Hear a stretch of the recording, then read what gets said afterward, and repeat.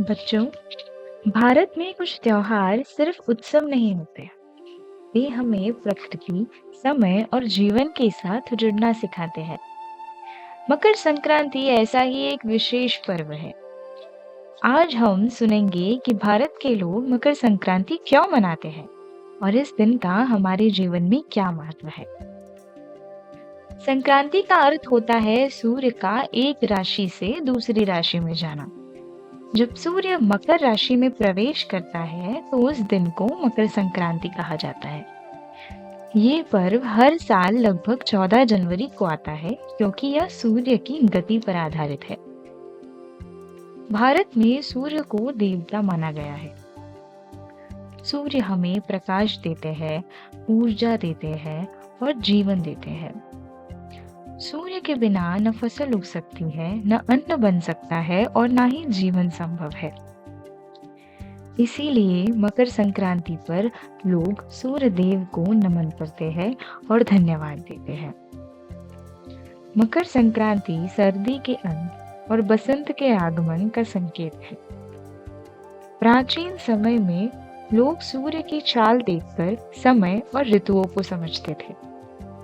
इस दिन से दिन बड़े होने लगते हैं और ठंड धीरे धीरे कम होने लगती है। सूर्य उत्तर दिशा की ओर बढ़ता है, जिससे कहा जाता है उत्तरायण। उत्तरायण को पवित्र और शुभ समय माना गया है। भारत एक कृषि प्रधान देश है। मकर संक्रांति किसानों के लिए खुशी का पर्व है। इस समय नई फसल घर आती है। किसान अपने पूरे साल की मेहनत का फल पाते हैं। इसी खुशी में घरों में पकवान बनते हैं, लोग एक दूसरे से मिलते हैं और जीवन की समृद्धि का उत्सव मनाते हैं। मकर संक्रांति पर तिल और गुड़ क्यों खाया जाता है? क्योंकि तिल छोटा होता है और ये हमें सिखाता है कि हम इस विशाल ब्रह्मांड में बहुत छोटे हैं। और गुड़ मीठा होता है, जो हमें सिखाता है कि हमें मीठा बोलना चाहिए। इसीलिए कहा जाता है तिल गुड़ लो और मीठा बोलो। ये पर्व अहंकार छोड़कर विनम्र बनने की सीख देता है। क्या आपने सोचा है कि मकर संक्रांति पर पतंग क्यों उड़ाई जाती है?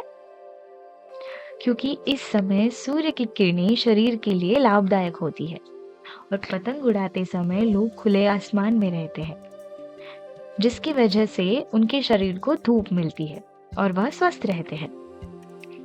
पतंग खुशी, आजादी सबका प्रतीक है। भारत में मकर संक्रांति अलग अलग नामों से मनाई जाती है। तमिलनाडु में पोंगल, पंजाब में लोहरी, आसाम में माघ बिहू, गुजरात में उत्तरायण, कर्नाटक, आंध्र प्रदेश और तेलंगाना में संक्रांति। नाम अलग है पर भावना एक है, प्रकृति के प्रति कृतज्ञता। कुछ कथाओं में माना जाता है कि संक्रांति देवी ने असुर संकरासुर का वध किया। अगले दिन किंकरासुर का अंत हुआ।